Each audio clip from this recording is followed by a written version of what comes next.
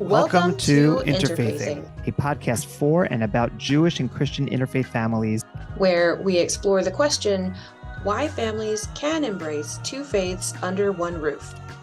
I'm Ari, the son of a rabbi, with a degree from the Jewish Theological Seminary. I'm Anna, the daughter of a minister with a degree from the Union Theological Seminary. We were co-teachers together at the Interfaith community in New York. And 1 year of working together led to 15 years of friendship and collaboration. To find us sitting here today, embarking on a new project. Whether you are part of an interfaith family, or you're exploring and interested in how different faiths interact with one another, this is the space for you. Subscribe to guarantee you never miss an episode. And help us spread the Torah and gospel of interfaith wisdom far and wide. And you'll also gain access to exclusive content like our holiday live stream events. We hope you enjoy every episode. Listen at your own pace. Share with a friend. And don't forget to subscribe. This episode, we are unpacking the myth of they just don't mix together. It's like oil and water. They are just fundamentally different.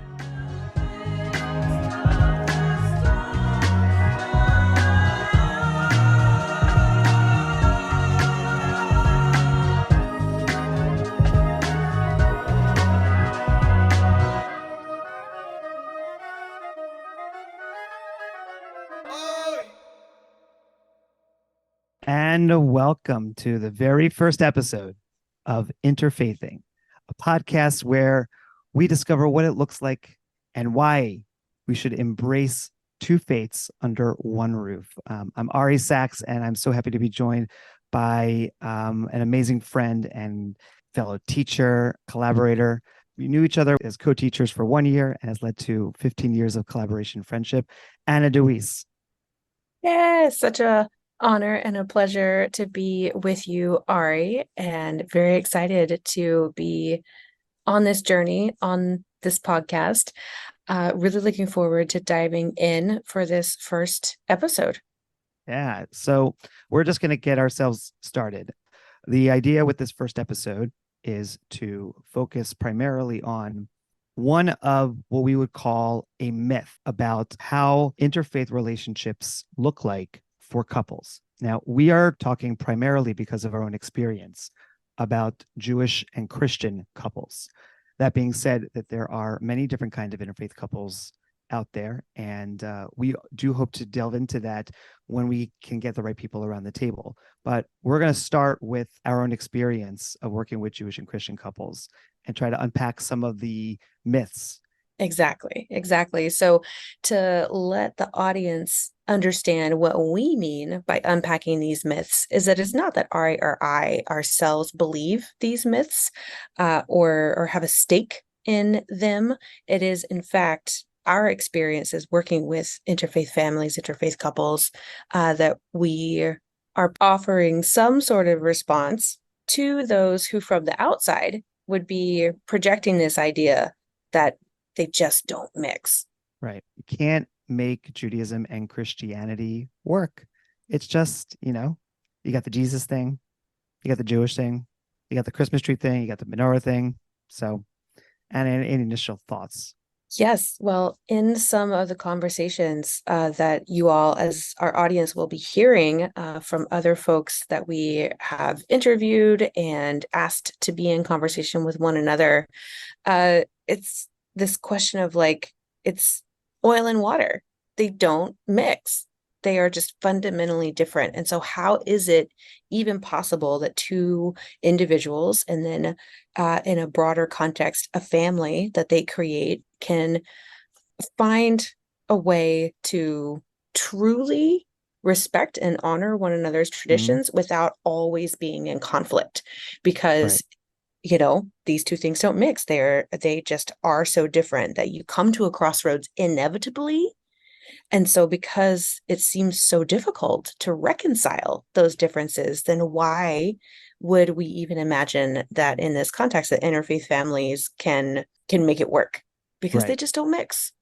So what we're going to be looking at are a number of different stories from folks who we think that kind of address this issue. And we were particularly thinking about it from the perspective of other faith leaders.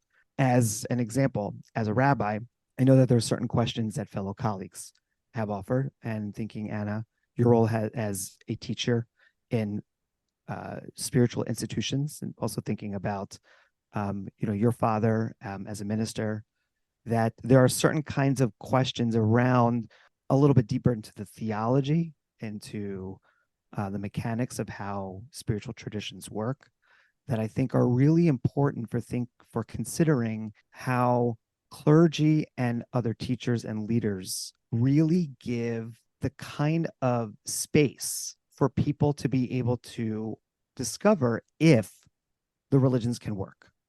Because if clergy don't, or teachers say it's impossible, then it is that much harder for folks to be able to find a sense that it could work. From, oh, well, none of them is going to do my wedding. I have to work really hard to find clergy who can do the wedding, to I don't have teachers who are willing to try to teach my kids in the right way. The community is not doing it because their clergy are not really being that supportive. Faith leaders and spiritual community leaders are really important. And if it's difficult for them to think that they might mix, it's going to be even much harder for folks to be able to make it work in their homes. Thoughts on that? Yeah, exactly. I mean, people still want to be connected to community, right? And they also, as a function of even exploring the question of being an interfaith family, I think answering the question as if there is one answer, it closes us off and closes interfaith families off from the opportunity to explore something, to be a little bit novel, to push the boundaries. And for clergy, faith leaders, community leaders to be a part of that journey and help facilitate that exploration, I think is really, really exciting and also wonderful and also very needed and very important, because for so long it has felt very lacking. Right. And I would say that the idea of being novel or trying something new can sometimes run against the scope of what a leader, a rabbi, a minister may feel is their role. Because I know that when I was ordained as a rabbi, one of the big verses that they were kind of imparting upon us is that this is a tradition that you are taking and that you must protect and you must guard. And it's like, I got these 1,000-year traditions that if I mess it up, right, it's now on us. So, and it can be hard to think, how can I be creative? So we're just going to kind of go into the stories and then our commentaries on them, which we're going to be bringing some of our respective traditions to bear. I'm bringing the first story, and then we'll share a little bit about it. And then Anna will offer her kind of hot take response, as you might say. Yes, exactly. Right. And so this will be the first time that I am hearing this story. So I don't know what to expect, which hopefully means that I will not embarrass myself when I'm giving my hot takes. But it's about having fun and having a real conversation. It's not scripted. Exactly. So the first story comes from a couple. I'm Marielle Schneider. Yes, I'm married to Kate in our multi-faith home. My name is Kate Schneider. So I am the Christian counterpart in our relationship. One woman who grew up in a traditional Jewish home. I grew up Jewish, mostly conservative / conservadox affiliation. And a woman who is deciding to become an Episcopalian priest. I'm currently a seminarian and a postulant, which just means that I'm on the path to priesthood in the Episcopal Church. This first story that they have to share is about trying to find a rabbi who would be comfortable with having Jesus said under the chuppah.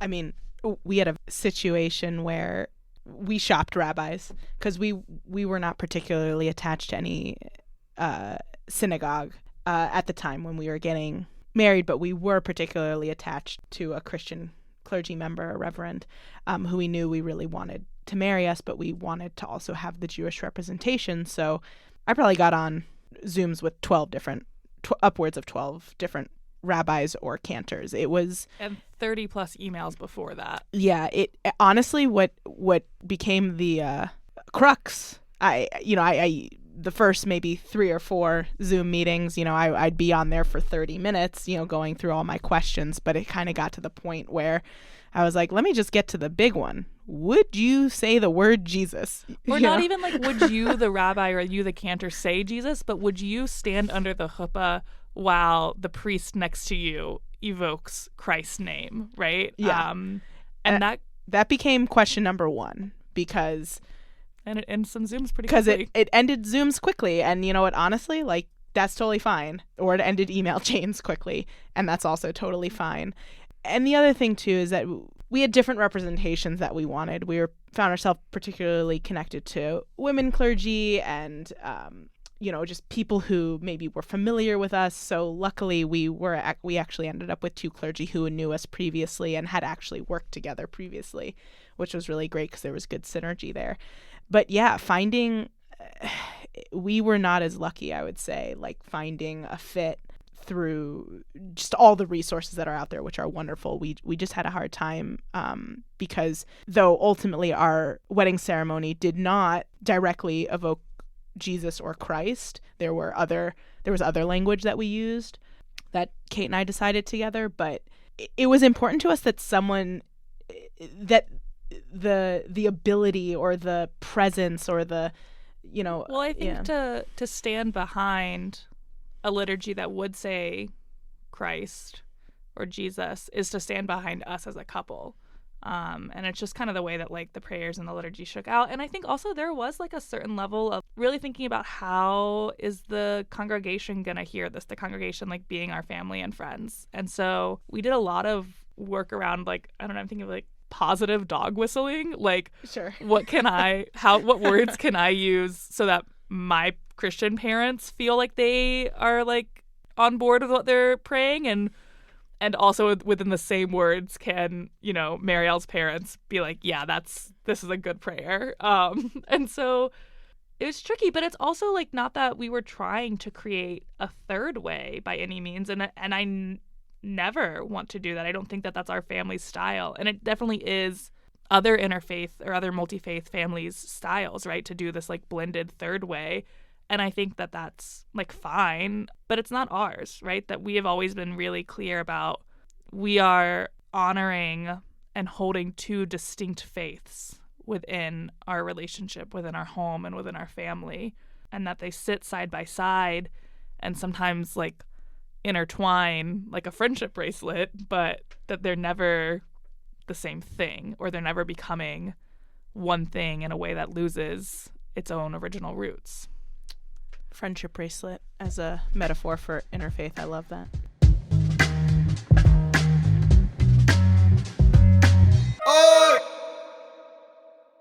So I picked that story because it really spoke to me as a clergy person, and brought up a story that I had when I was in an earlier pulpit, and the couple were members of the congregation and asked me the question, is it okay if we say Jesus under the chuppah?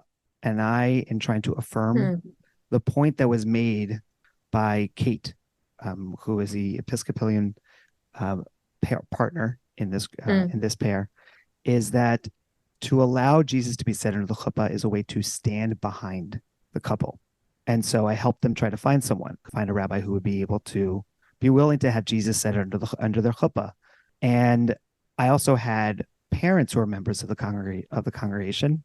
And I remember of a meeting with the father of the groom. The groom was Jewish, and he was so livid about the fact that Jesus said under the chuppah, almost as if when he heard that language, it was as if the entire service kind of stopped because you could not get past it. And so that word or words that we choose can be a way for us to signal the things that are important to us, and can also evoke certain feelings that people have. And especially in thinking about the relationship between Christianity and Judaism over the course of centuries, Jesus has there's a lot of baggage within the Jewish community, especially when it comes to thinking about the name Jesus and about being able to evoke the name Jesus under a chuppah. What I would also say, and this comes from the Jewish tradition, is that one of the mitzvot, one of the different commandments that are written about in the medieval period by a rabbi, very well-known rabbi known as the Rambam or Maimonides. And he writes a book of all different commandments. And this is called Sefer HaMitzvot, the Book of Commandments. And one of those commandments is about marriage with non-Jewish women. And what he says in this particular mitzvah is that because the Torah forbade it, you should obviously not do it. But more so that if you were to cling to this sin of marrying a person of a different faith background, then you are liable for a punishment. And he evokes a particular story in the time of the Bible of a man named Pinchas and another Israelite man named Zimri, when Zimri was showing the community that he was marrying somebody who was not Jewish or not Israelite, and that one who has sexual relations with a non-Jewish woman, in this case an Aramean woman, zealots may attack him. Zealots may go after him. And so to think about what it is like from a rabbinic perspective to allow someone to evoke Jesus under the chuppah is not just about the fact that that word has certain baggage around it, but it is that by bringing two religions into a similar sacred space, it is worthy in this regard from this particular commandment of excising this individual from the community. And so as a clergy person, are you able to support the couple, or is it something of a challenge? Is it something that you kind of have to overcome, that the tradition has this understanding that by virtue of marrying somebody of a different faith tradition, you are doing something wrong? And especially if you want to invoke that the name of the God or the name of the prophet or use language of the other religion, how much more so? So as a clergy person, you are doing something wrong. Yeah, it is a very big question. And at the same time, listening to Kate, you said, who was the Episcopal, the partner who is currently studying to be an Episcopal priest, but otherwise comes from the Christian background. First of all, I think for so many couples seeking to plan out a wedding ceremony, right? Like this idea of stand behind us as a couple is a very powerful image, right, in its own right, regardless of the traditions that people are coming from, if they are shared or if they are different. And how much more so, because it does speak to the gravity of what clergy oftentimes are feeling like they are being asked to do. And it is a big deal. It is not something so simple as just say a little prayer and sign our paperwork and we'll go off and live our lives. And we'll always like appreciate that you did this thing for us, but kind of minimizing the importance of the role that the clergy play. Yeah, I mean, I think that that role, which is so important, and you want somebody to stand behind you, for a clergy person to be able to stand behind them, it's also about understanding how this moment works theologically, historically, in the concept of tradition. And is it, as a colleague once said to me, is it, I'm doing a Jewish wedding in which one of the members of the couple is not Jewish, which is very different than I am doing this wedding that is bringing in, and you heard it from Kate, it's not about a third way. Right. But I want to be able to hold both of these religions as like a friendship bracelet, to be kind of wrapped together. Those are beautiful metaphor. And it requires a willingness to put yourself into a public moment that in the past, clergy and other supporters have basically had zealots come and attack them in different ways. Yeah, absolutely. I mean, there is a consequence, right? And on the Christian side, I have to speak mostly from mainline Protestant because I grew up more so on that side of things as opposed to like a Catholic background. And the notion that the governing bodies over those denominations, if they were to find out that you were performing marriage ceremonies that go against your ordination vows, that you would be defrocked, that you would be stripped of your title, your credential as an ordained person, like within this particular denomination. And certainly interfaith marriages are not the only ways that something like that can come about, but also previously it would have risen to the level of heresy trials. Where again, those governing bodies would have quite literally put someone on trial and either said, you are going to be defrocked and named as a heretic, right. Meaning they're even in a way by making that the punishment to say you're not only not able to serve in this professional capacity anymore, but you are deemed a heretic, meaning that you are a dangerous person and an unbeliever. So in a similar vein, like the history, at least, of going against whatever your vows of ordination say, the stakes are very high. The stakes are very real. Right. And so the willingness to be able to make that leap.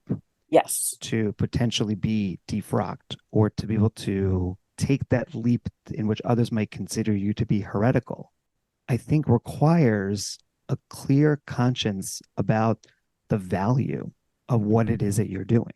Yes. And so the idea, I think, especially from the story, is that there are people who really don't believe it could work and who think it's dangerous. And then there are folks who are interested or wondering or are curious about it. And I think that what we're trying to do here is to create space for a conversation that, by virtue of the two of us being in conversation with these stories, that people who see it as potentially dangerous, who don't understand how it might be possible, who really don't think it could work, can, in a sense, be in conversation with folks who are thinking that it is certainly possible. And I think that there's great value in there, because the fear of losing your tradition or of becoming an unbeliever is really at the core of the concern that we're trying to address here. Yes. Yeah, it is. It is not anything glib. It is not, to me, a signal that a clergy who would opt in to performing interfaith marriages is in any way like theologically lazy. That this is someone who has spent quite a bit of time reading, I would wager praying, sitting with the Spirit, if you will, really discerning what this means. Yeah. Am I really going to go that far? Am I willing to take that step? I can't just say, whatever. It's like. Exactly. Yeah. Yeah. You're not just going to like make it some purely transactional thing or like tell yourself as the clergy, well, I'm not going to be, in the synagogue. This is just totally making things up, right? I'm not placing this on the story that we heard, but it's not the type of situation where you could kind of like tell yourself, if I do it in XYZ way, then it becomes justifiable to me. And even if that's just an internal justification, right? Like that's still having to jump through hoops. That's still putting yourself through some sort of mental effort, let alone the emotional effort to be okay with this. And because again, we said it at the beginning, like performing a marriage is not a small thing. Right. No, it's a big thing. You're setting up a family. Exactly. You are asking two other people, you are facilitating their public recitation of shared vows and making a commitment to one another, right? Like you in that moment as a clergy are a conduit of something. And that is why it is such an important role. Right. And so the thoughtfulness for me of clergy who would opt in to working with interfaith couples in this way, to go back to Kate's phrase, to stand behind a couple is a really remarkable thing. Right. And I hope that one of the things that we could do and at some point in some capacity is to unpack a little bit deeper what it takes for clergy to be able to make that leap, because if we can find the right words for faith leaders to be able to do so, I think it'd be how much more it will be able to help those families who are really trying to be meaningful in their approach. Yes. Yeah. Awesome. All right. Conversation number 1 complete. Good starting. Let's. It's a good start. All right. Yeah. And you're ready to do one? Yes. So I definitely want to start with Rev Sam. My name is Reverend Samantha Gonzalez Block from the Interfaith Families Project, and I am an ordained Presbyterian minister from an interfaith family myself. And Rabbi Debbie. I'm Rabbi Debbie Reichman from the Interfaith Families Project.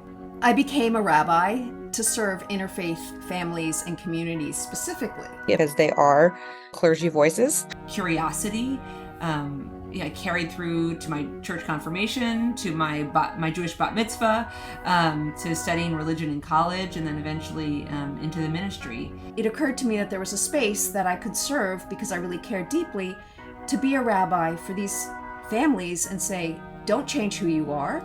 I'll meet you where you are, and I'll be a resource for you, and I will help you in life's way. I will be that rabbi for an interfaith family. All right, here we go. So this is Reverend Sam and Rabbi Debbie.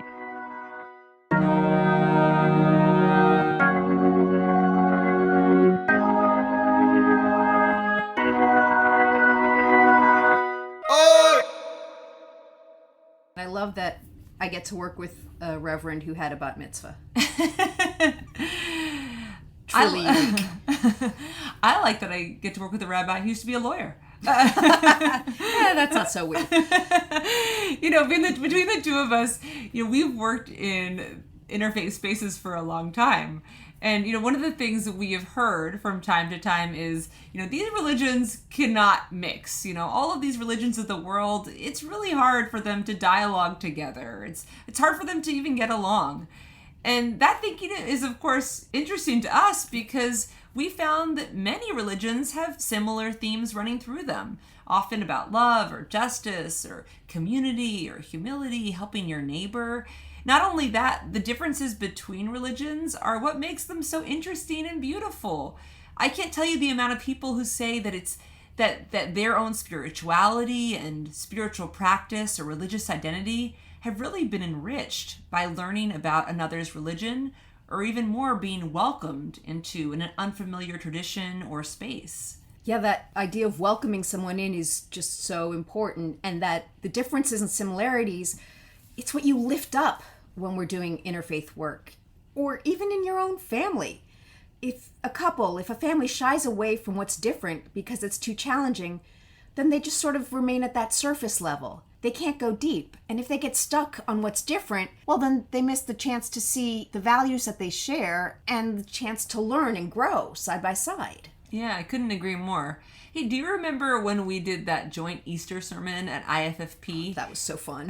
Yeah. We talked about Passover and Easter and the common misconceptions that Jews and Christians can have about each holiday. We wondered how someone who's Jewish can find meaning in the Easter story, and how someone who's Christian can really get on board with the story about saving a select, quote-unquote, chosen people while leaving another group to perish in the sea. Yeah, those are hard stories for others to really dive into. But we found out that by not shying away from a hard conversation, we came to appreciate the differences and similarities in both of the stories. They're both complex, both Easter and Passover, but ultimately they're also quite simple. They're about hope and they're about freedom and God's commitment to humanity so that pain and suffering will not have the last word. And those are messages that we need to hear, especially today. All of us. Yeah, that's so true. Yeah, I think sometimes we get so caught up in the weeds that we really miss the bigger picture. And to be honest, when it comes to day-to-day life, especially for our members, talking theology. Yeah, that's you and me. Yeah. But it's not a priority, for people day to day. Interfaith families are people from different traditions who love each other and want to share the ups and downs of life together. We've seen it in our work and in our community.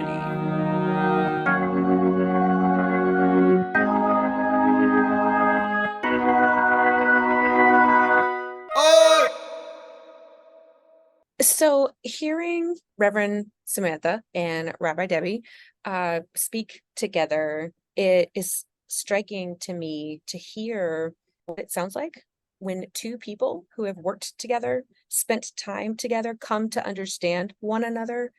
There is this beauty to me of co-leading religious services together and talking about two holidays, in particular, Easter and Passover, that Ari, you remember, like with our experiences when we were co-teaching together, we still separated those two events and let each of the holidays exist on Yeah. their own. So listening to these two clergy who have figured out how to share space with one another and then really having an understanding of how they have benefited and improved as clergy by having to work together and support interfaith families in this way. And I also really appreciated that they did distinguish, kind of what their job is as the theologians, as the clergy, that these are the questions that like it's actually their duty to wrestle with and Right. come to terms with in a particular way, while also creating a space where the interfaith families can just be families together. Yeah, I also heard in that, yeah, we're the only ones who kind of focus on this. Everyone's trying to find a way to make it work. But it's the clergy who actually have to do the job of the theological work, which may not seem to be that important to someone who's on the ground, but it is so critical, partially based off of what we were saying before about what clergy are supposed to represent Right. in terms of the traditions. And I would also say that, and this I found as like a major kind of line of thought throughout rabbinic literature, especially the medieval period, when Jews were really starting to enmesh themselves in communities that were not Jewish, whether it was for economic purposes, social purposes, even, that the goal of every rabbi is to show how their community is just as holy as the communities that came before it. Mm. And to do that, you have to really understand what your community is saying. There's a teaching that if you want to know what to do, go out and see what the people are doing. And that'll help you, right? Yeah. But figuring out what the religious and theological language is, that's your job. And so that's also what I appreciate, is that they understood that even if the vast majority of folks will care as much, that it is important that they do that hard work. Coming back to the point you were making regarding sort of Easter and Passover and how we did it at IFC, right? IFP is the Interfaith Family Project, which is a community of interfaith families trying to make it work, primarily based in Washington, D.C., but they have families all over the country. The IFC is the organization in New York that we worked for, and it was primarily for families to have a place to train their children in important Jewish and Christian teachings. What you're referring to is when we had the Passover Seder and kind of like a Passover play happening on the gymnasium level of a church or of a school. I forget exactly. It was a school? Yeah, it was a school. Mm-hmm. The school. And then we went downstairs, specifically went to a different floor to do the Passion Play or some version of it for Easter. And I remember feeling in that moment that, okay, first I was a participant and now I'm the viewer. Now I'm the onlooker. And it was fascinating for me to hear it and to see it in that way. And one of the things that Rabbi Debbie and Reverend Sam kind of raised that I find really fascinating, I wonder if we can unpack this a little bit more, is that they were attempting to ask the question, how as a Jew can you connect to Easter, and how as a Christian can you connect to Passover? Yes. And that is different necessarily than what we were trying to do at IFC. Of saying, here's the space for one, then there's a space for the other, because you could kind of fully engage in one and then just watch the other, as opposed to, I want to be involved and immersed in both. And in order to do that, I have to find my own place within both. And this, I think, kind of where the challenge is for families, and where as clergy, especially if you're trained in only one faith tradition, that it's hard to model how to be involved and immersed in both. Yeah. So I want to go into Easter, Passover for a quick Sure. moment. Yeah. And we will hopefully be able to do Easter Passover actually as a live stream event, as a chance to kind of learn more, ask questions about it. Exactly. But I sense that many of the holidays that are on the Jewish calendar are referenced, are offered in different versions within the Christian calendar, and that the stories have a similar sense to them, but kind of take it to a different level. So that whereas Passover is the bodily freedom that comes through the Exodus from Egypt, Easter is the spiritual freedom that comes by accepting the divinity of Jesus. And so the first story of you want a rabbi who's able to stand behind Jesus being set under the chuppah, but feels that they can't identify with that sense of the divinity of Jesus for obvious reasons, given how important the story of Jesus' divinity with Easter is. How can a Jew feel that connection to that particular story? Because you could theoretically focus just on the rebirth of springtime, kind of these other values and thoughts, but I'm wondering theologically how it is that we can find a space for a Jew to feel comfortable with Easter. Yeah, and just going back really quickly to even what Rabbi Debbie and Reverend Sam said, like that there was this emphasis, or is there emphasis in their services around welcoming and wanting to go deeper, right? So similar to the previous conversation about like, this is no small thing. This is not a glib decision. We're not just taking the easy route. And you know this about me because we've talked about it before, Ari. Like I, even as the person representing the Christian tradition, have at times felt uncomfortable saying exactly what Easter is about in the presence of interfaith families or, you know, with my Jewish colleagues, because it is the hard thing. Right. You know what I mean? Like you can't couch it. You can't truthfully, you can't be honest and authentic with Christian theology and Christian belief by just saying Jesus, the man, was martyred. And you can't gloss over the fact that the co-divinity of Jesus, and by extension, like the resurrection event is about explicitly naming Jesus as the Christ. And that is really the theological piece that is, for me personally, I think the hardest to grapple with.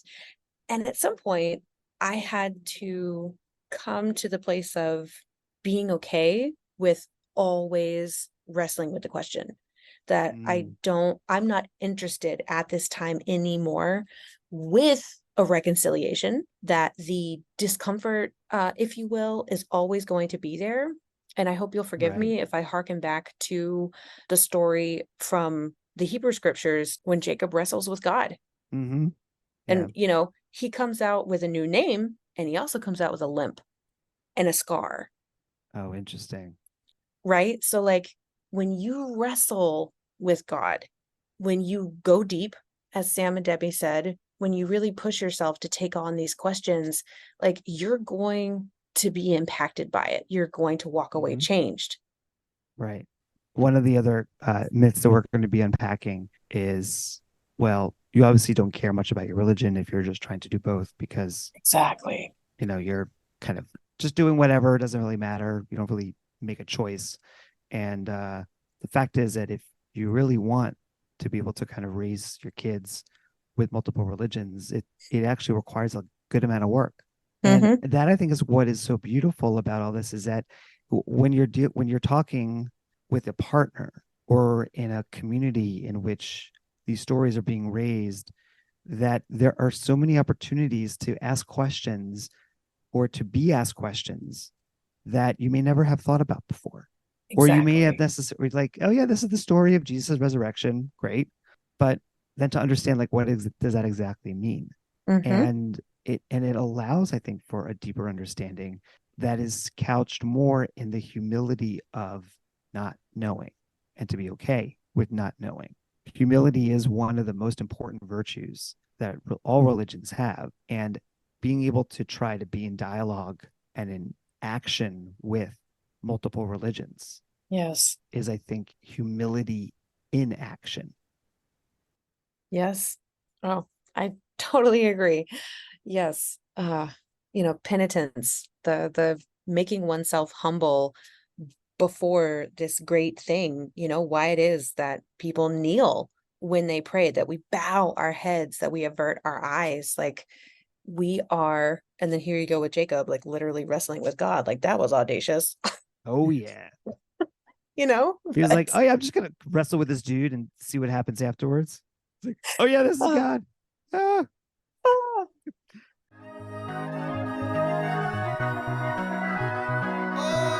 Thank you for listening to part 1 of episode 1. They don't mix, they're too different. We hope you learned and laughed with us. Be sure to subscribe so you don't miss part 2.